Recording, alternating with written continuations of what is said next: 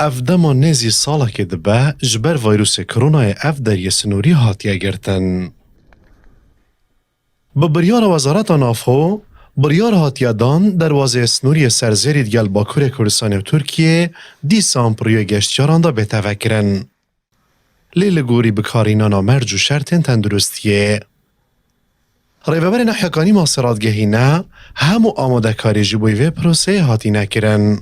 دیف نویسیارا وزارت نافخو 4520 جماره واجوی وزیر نافخو 18 جاره کدی هفت درگه بیت وکرن روی گشتیاران دا هر بت اف دور سروبری همی تاتی نکرن و تمامی تاتی نکرن جلوی همی فرموگیت پیوندی دار اف درگه امید بینین که بار عبوری منطقه گله دی پیش کفی بالتأكيد امید بینین بتریوان اف فروشگاه هدمه دوری او پانزی خانه یا خود او چشت خانه جاره کدی دینو جنب نوکف نکاری دخل که منطقه بتر جمجولا رفینگو دهبی تو خلک منطقه بتر دمفائل و جمجولا بینید رفینگو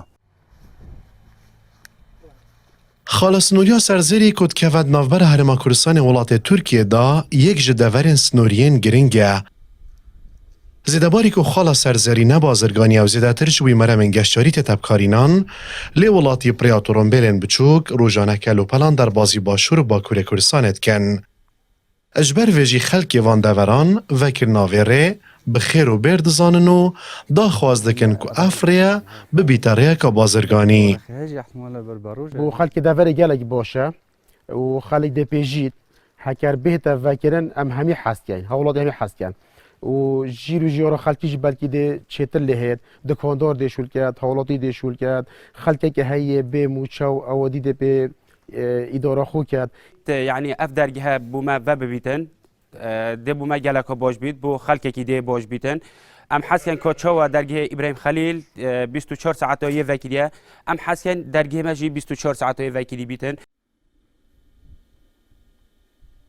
بریه سرزیرید هفتی دا 5 روزان پیشوازیل گشتیاران دکه اولدم جمیر 8 تا کو 5 ایواری اف دری وکیلیه.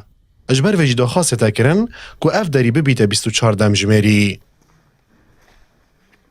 دری سنوری خالا سرزیری السال 2015 فرمی هاتیه وکرن.